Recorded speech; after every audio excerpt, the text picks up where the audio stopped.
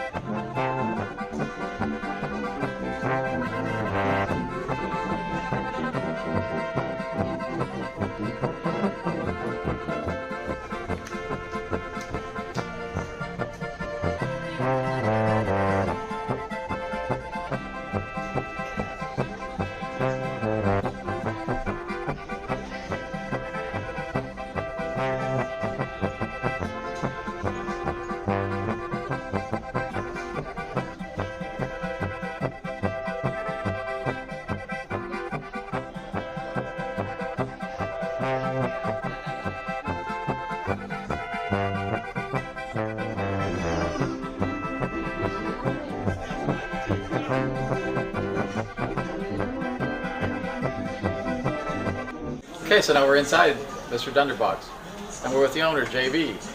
So this is Oktoberfest. And where would you come for Oktoberfest other than Mr. Dunderbaks? I mean, it's a great scene. There's a lot of, this is the original German place. So we're going to talk to JB and find out how long he's been doing this and a bunch of stuff. So JB, first question. So how long have you been doing this? Forever. Forever. That's a long time. 25 years. 25 years. Yeah. We don't call it Oktoberfest, we call it Dunderfest. Oh, of course. So that happens the last week of September to the third week of October. So we have prizes, giveaways. We make our own beer here. We make a variety of different lagers, smoke lagers to Märzens to traditional German Pilsners.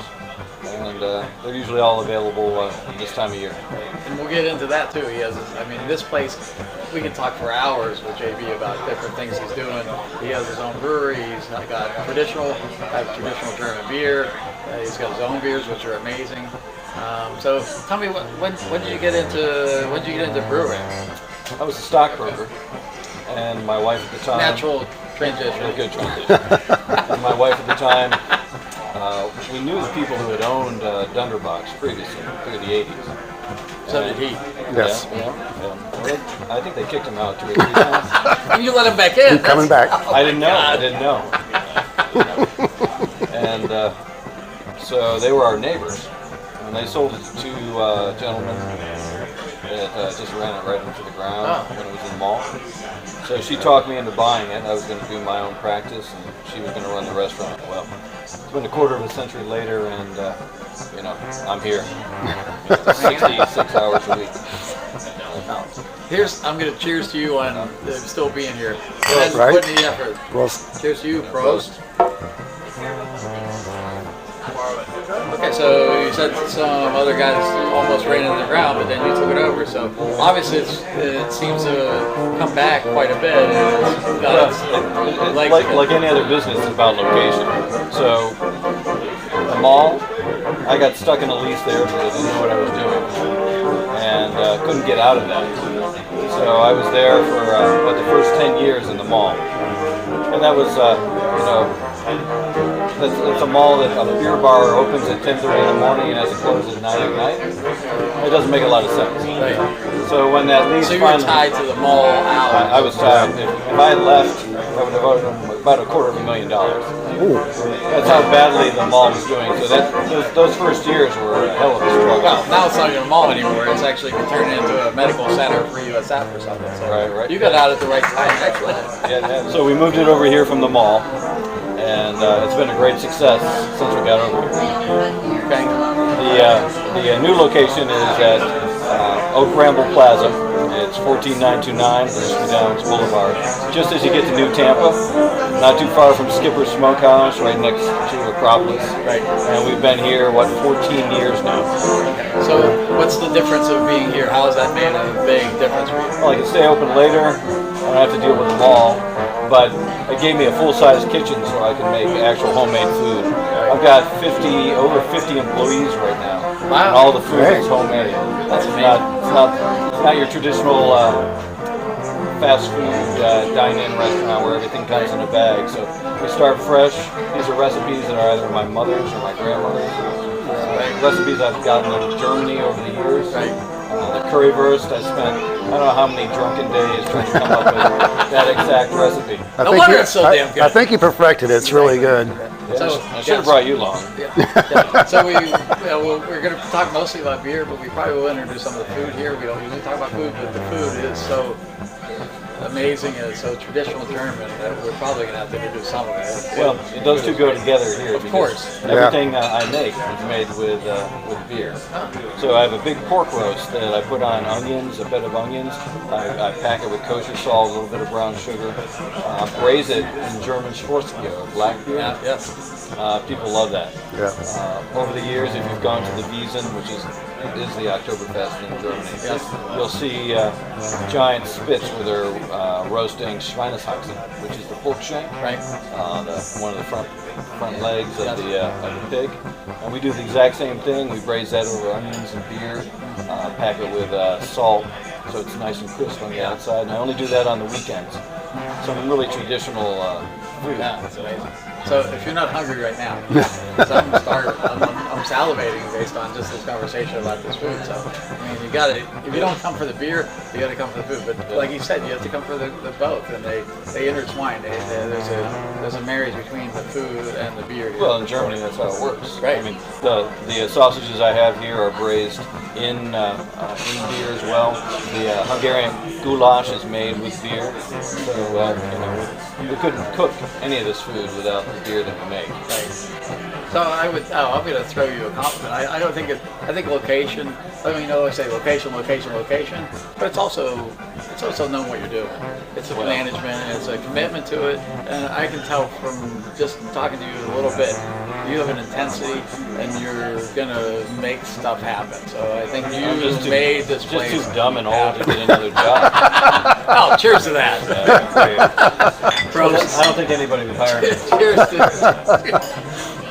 It's working. It's working for you. Whatever you want to believe, it's working for you. It's amazing. It's like a rolling ball of fire that just goes in one direction. With 50 Can't employees. stop it. Can't stop it. I got college kids from 18 to 27 years old. You know how hard it is to get them here on Sunday? Especially when they have access to all this beer. It's a hell of a challenge, but people keep coming back.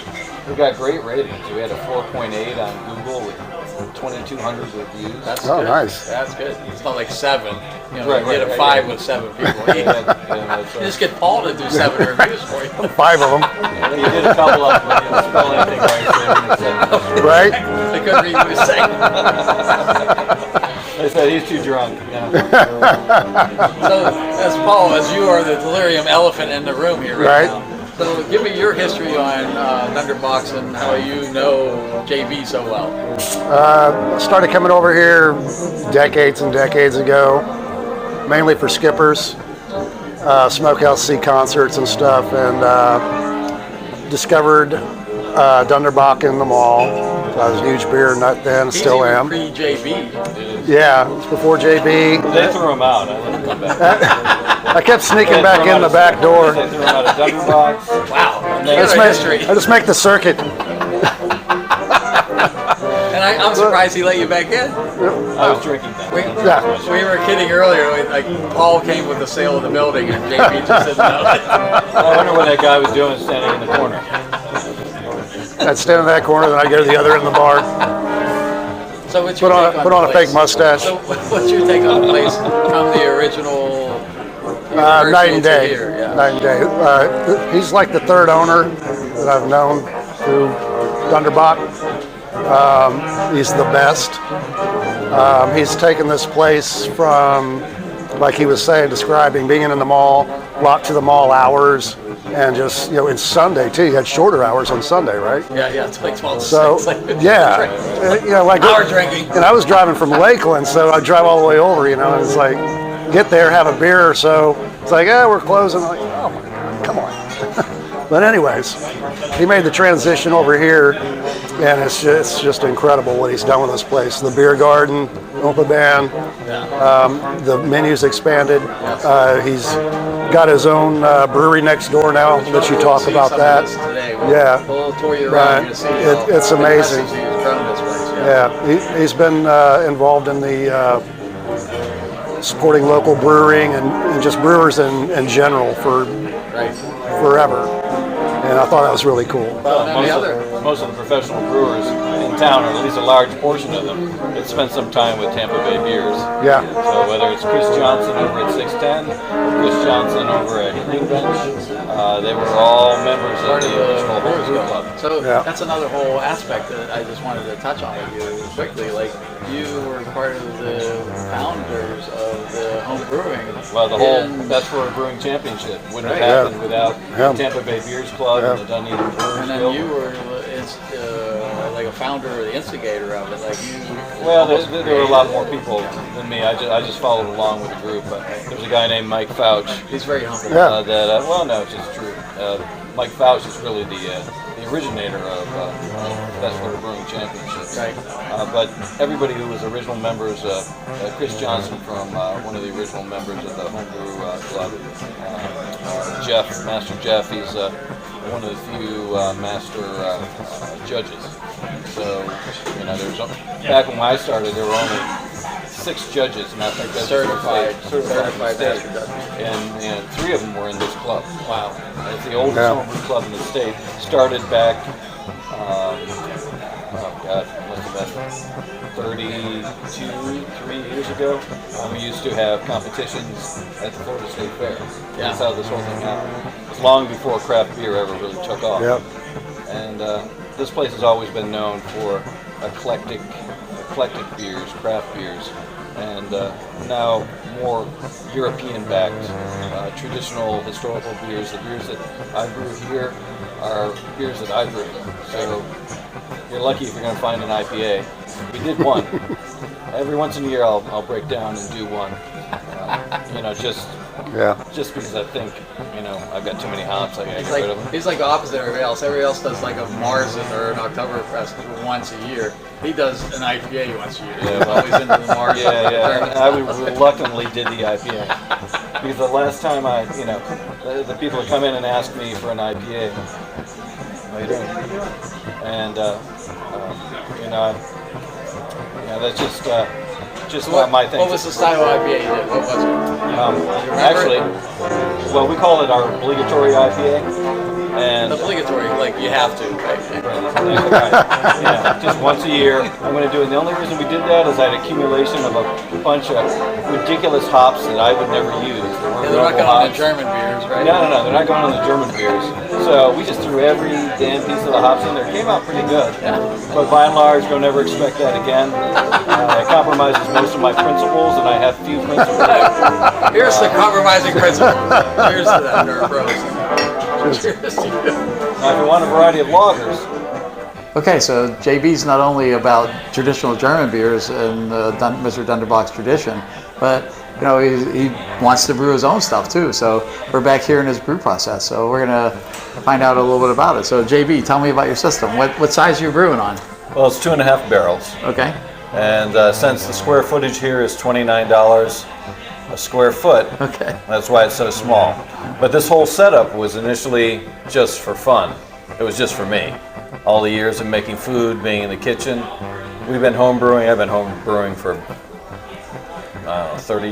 pushing 30 years. That's awesome. With the oldest homebrew club in the state that's always met at Dunderbaks. So I just wanted to brew myself on a little bit bigger system. And I had a chance to do that in Chico on the 50 barrel system for Sierra Nevada. Chico, you went with Sierra Nevada and Chico. That's awesome. So I had some background, but thought we'd build out this little electric system. There's a little bit of hops in their beer. There is. Yeah. There's a little bit of hops. More than the German beer. Well, it depends on which one you're talking about. Their Pilsner is actually pretty. So it's a little electric system, brewmation, 2.5 barrels. I reverse osmosis all the water into the cold liquor tank. Go ahead and mash in. I'm using generally either all German malts or Czech floor malted malts to make most of those beers that you have here. I've got tons of noble hops. I was going to say more noble hops than some of the German. I do have my Solera process. Is the only thing I do that's a little different. I do a traditional Solera. It's really not quite a Solera in the sense that you're making sherry, but it's a Solera process that allows me to take old beer, add it to or new beer, and add it to old beer. I was going to say, you're going to probably have to explain that to people because I don't think many of our viewers know. So the way to make a proper sour, rather than what the kids kettle sours, the sweet tarts. What the kids are doing today. Those crazy kids. Makes it easy and clean. I'm going to stick to the few 100-year-old tradition. So you're really souring. Really souring. You don't know what's really going to happen. And I take the 4 barrels that I sour. Some of the beer in there is over 4.5 years old. Wow. And I'll take out some of the old beer, add some new beer, and then I'll blend the 4 different barrels. So I'm having a lot of fun. Just playing, blending is another step above. So you release that occasionally, a little bit of that? I do, yeah, depending on how well it comes out. Yeah. On a rare occasion, I might treat it with something. If it's some just berries or something, too acidic. If it's too acidic, you might have to lighten this up a bit.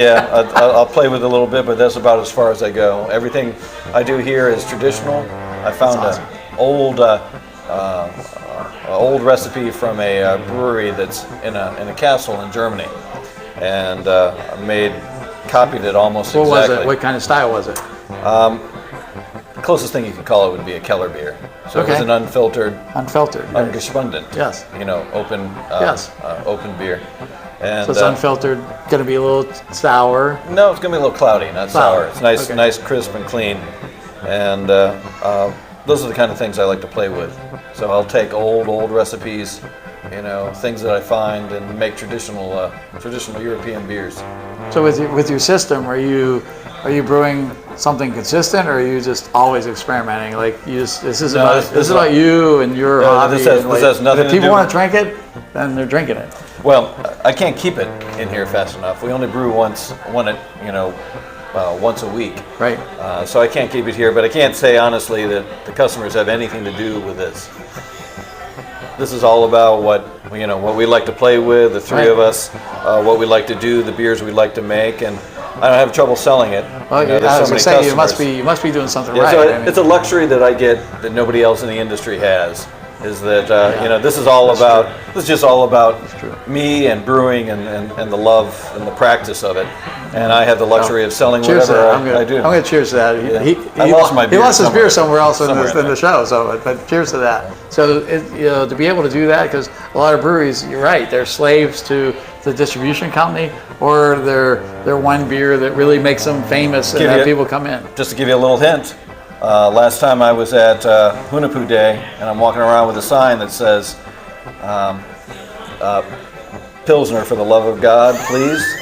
I knew there was some comment. Yeah, so I walked around holding that sign.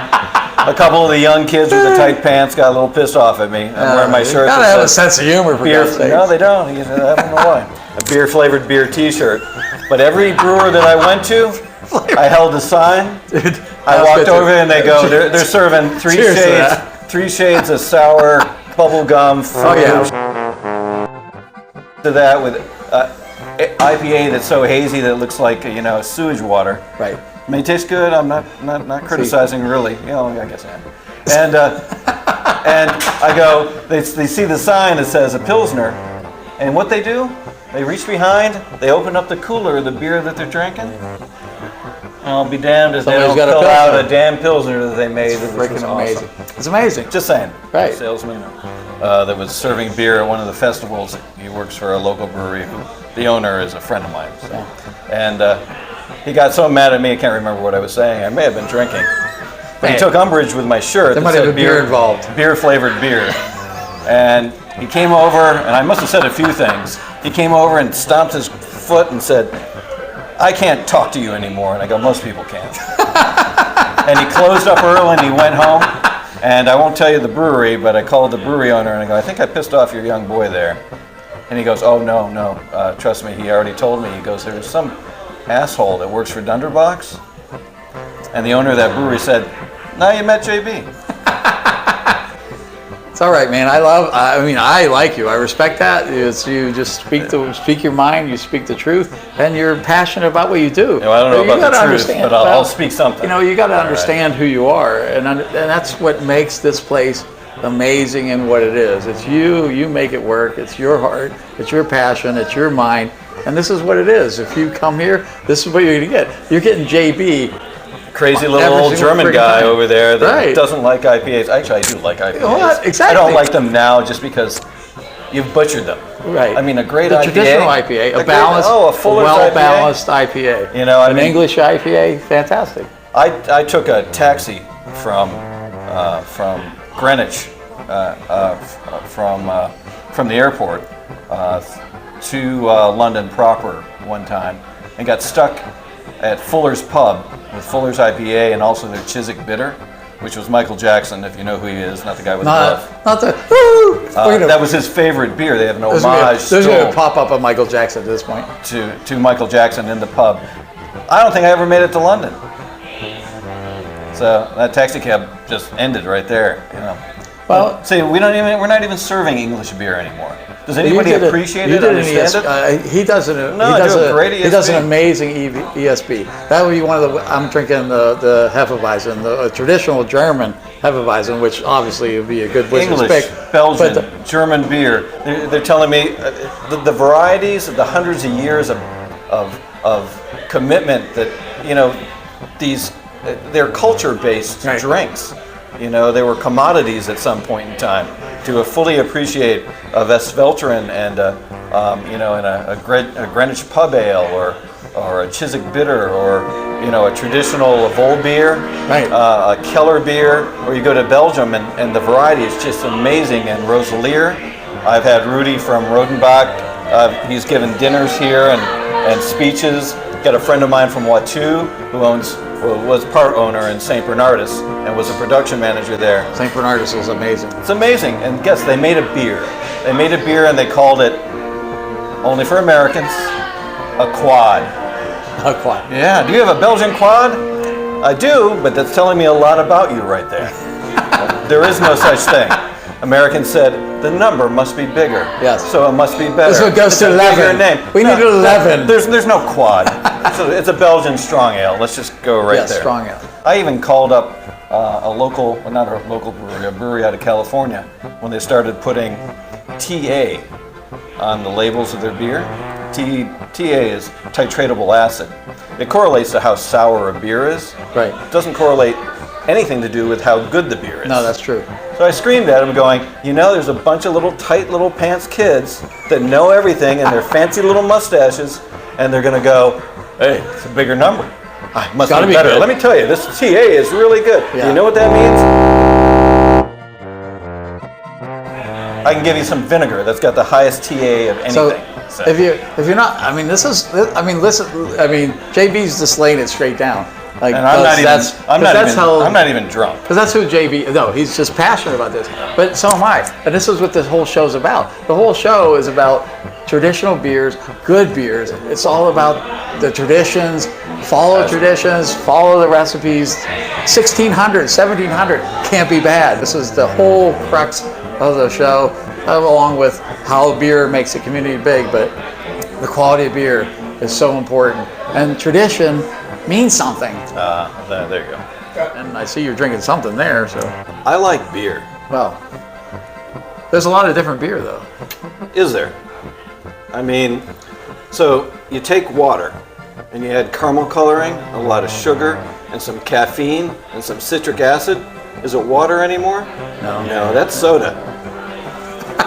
You take beer and add all that shit to it again? Is it beer? I know you guys say it is. I think it's soda. You have to have a little yeast in there and a little bit of sugars to convert. Well, that's already all done. So what is that? What is you're drinking now? That looks pretty good. So, not happy with all the fest beers, and I wanted to. The best way to narrow this down, and having a small little brewery like this allows me the options of tinkering. Yes. So just like a home brewer, I made 3 batches run right after each other with slight variations in process and slight variations So you did 3 different versions of a fest beer? 3 different versions of a fest beer. So one has a slightly different grist component. Another one is hopped a little differently. One is fermented maybe at a slightly different temperature. Okay. I'm trying to tweak in to find the one that suits my palate. So you have one on tap right now, and it's not even like this one. I saw you pull this off. I saw you pull this off the fermenter like I would as a brewer. Like, you know, let's just go. So how's this one compared to the one that's on tap? This is much maltier. So if you look at Märzen beers, traditional German Oktoberfest beers, they can range. Hofbräu is a pale, straw, well-carbonated, moderately hopped traditional fest beer. And then you have Spaten or Polaner or Eyinger, which is a much smaller brewery, or a traditional one from just across the mountain from there in Freising. And everybody plays with their own little version of what a Märzen should be. I know the BJCP has guidelines. Right. We'd like to look at those guidelines, but sometimes you like the Keller a little bit outside. The thing is that those guidelines really, they offer us the ability as judges to judge a beer. But I used to tell people, when you went to Cologne and you went to 8 different breweries, you might get beers that are considerably different, all within the guideline. Within not the guideline, but all within Cologne proper, or Cologne proper. So it's nice to have those standards for us to rate beers, but doing that does a disservice to the people. The individuality, or that particular beer, what it did. So this one is much, a little bit more, used a little Caramunic, which I've never done before, as opposed to just the Cara foam, for head retention and some body. So a little bit more malt, a little more malt background. It sounds amazing. So what are you going to call it? It'll just be fest beer. Oh, which you already have on, so it'll just be a new generation of it. Just a new generation of it. I'm not particularly big on having the Specific most eloquent or farcical pithy names for a beer. Names. I mean, you can call it. I get it, and that's fine. You have to market that. I don't need to market my beer. I only sell it in one spot, and it's over there. Yes. And if I put it on draft, somebody will buy it. But, I am into the pithy kind of funny names myself. Yeah, I get that's how the industry works, but it's marketing. It's never been a big thing for me. That's why I called the porter. The porter. What flavor porter was that? Exactly. I digress. But so when will this be out? It really needs some lagering. I'll probably keg it next week. Yeah, so you want to clarify it a little more? Oh yeah, it's not even carbonated yet. Right. So we haven't put it in the bright tank.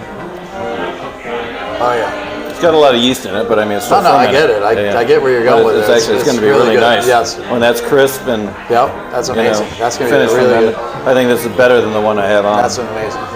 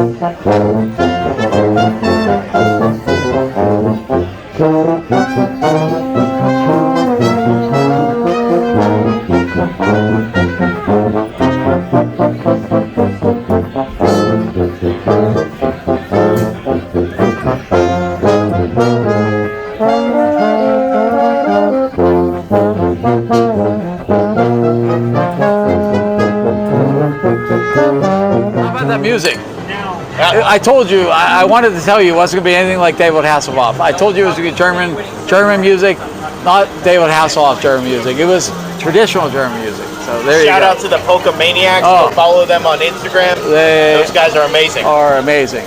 They're better than David Hasselhoff. Cheers to that. Cheers to you. So what are you drinking, Liz? So I am drinking Dunderbaks' own smoked Helles. So this is amazing beer. It's a Helles, so it's got that maltiness, but he had it smoked. So it's almost like a rock beer from Bamberg. It's a traditional Bamberg, Germany. So he's kind of twisted things up a little bit. But this is quite amazing. If you're into smoked beers, this is going to tickle your fancy. It's amazing beer. So, and what are you drinking? You're drinking some kind of grapefruit concoction. So I would never order this on my own. But she, well, who ordered it then? She did. And she only ordered it because our director behind the camera, his wife was drinking it, so we just said it looked pretty. So it looked pretty, but I can tell you this: it's a grapefruit beer. Right. That's a Radler. It's a Radler, so it's a combination of beer and soda, and it's quite refreshing, isn't it? It's got the juice. It's got the juice. I love the reference. Fantastic. Cheers. Cheers to that. Can you bring a musical reference on your beer? Yeah, what do you got? I have the Whitwalker. Mine's Smoke on the Water, by the way. Oh, okay. So you're Smoke on the Water. Yours I've got the juice. And I'm a White Walker. Yeah. A White Walker. King of the North. King of the North. King of the North. Yeah. So what's it taste like? So what's the flavor notes? Citrus, coriander. Oh, nice. So it's like it's a traditional wit. Yeah, that's amazing. I love a good wit. So Clean. fantastic. So are we all enjoying the beer? Really enjoying. Cheers to that. Cheers to that. Cheers to you. Cheers to. Oh. Hey, I got a liter stein. You got to help me. You got to come this way a little bit. There you go. All right, that's awesome. Now I feel. Cheers to you. Great beers. Great beers here. Oh my God. You got to come and take in all the beers. I think we can all agree on. There's a beer for everyone, and maybe 2 or 3 for some of us. And this is drinking And with I think there's 500 different varieties of beer here. Even I can't get through 500, but I can make a dent. But we'll see. Cheers to you. Cheers. Cheers. Cheers to you.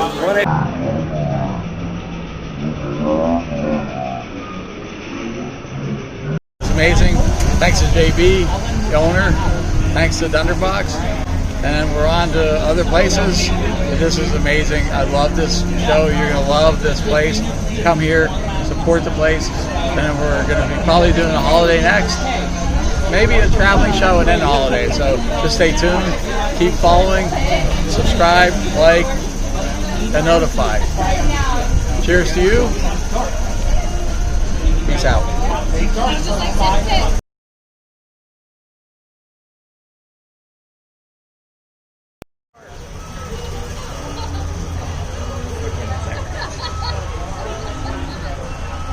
They're coming back. Here they come. Here they come. He's inside. I mean, that's fine. Dude, I'm gonna ask you. Do you know how to play Black Sabbath?